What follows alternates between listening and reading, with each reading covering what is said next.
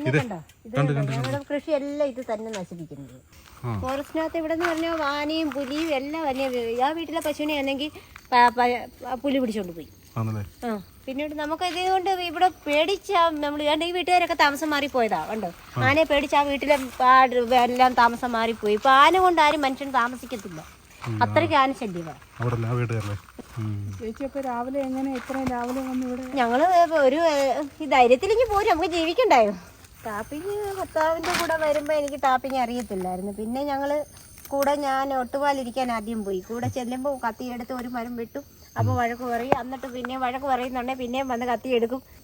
അങ്ങനെ വെട്ടി ഞങ്ങൾ ടാപ്പിങ് പഠിച്ചു. അതുകൊണ്ട് എനിക്ക് ഉപകാരം. ഇന്ന് ഭർത്താവ് മരിച്ചപ്പോൾ എനിക്ക് ടാപ്പ് സ്വന്തമായിട്ട് ചെയ്യാൻ അറിയാം. അതുകൊണ്ട് നമ്മൾ ടാപ്പ് ചെയ്ത് ജീവിക്കുന്നു. ഒക്കെ ഓർക്കുമ്പോൾ ഇന്ന് സങ്കടമാണ്. ഇന്ന് ഞങ്ങൾ വെറ്റയും കൊണ്ട് പോയി വെറ്റ വിറ്റ് വീട്ടിലോട്ട് വരുന്ന സമയത്ത് വീട്ടിൽ വന്ന് കയറുന്ന പെട്ടെന്ന് ഒരു വല്ലാഴിക പോലെ വരുമ്പോൾ വന്ന് സന്തോഷം അങ്ങ് വീണതും ഞങ്ങളെല്ലാം മങ്ങാടെന്ന് പറയുന്ന ആശുപത്രിയിൽ എത്തിച്ച് അവിടെ ചെന്നപ്പോഴത്തേക്ക് ജീവൻ പോയി. ഞങ്ങൾ അമ്മയും മോനെ അമ്മ എന്നുള്ള ചിന്തയായിരുന്നു മോക്കൾക്ക് നമുക്ക് ഒന്നിച്ച് നിന്ന് ജീവിക്കാമെന്നുള്ളൊരു കാര്യം. അങ്ങനെ ഞങ്ങൾ വെറ്റക്കൊടിയൊക്കെ കൃഷി ചെയ്തും പിന്നെ വാഴ വെറ്റില എല്ലാ കൃഷിയും ചെയ്ത് ഞങ്ങൾ എല്ലാവരും അറിഞ്ഞിന്ന് അംഗീകാരം. ഞങ്ങൾക്ക് സർക്കാരിൻ്റെ നല്ലൊരു അംഗീകാരം. ഞങ്ങൾക്ക് അങ്ങ് സന്തോഷമായി.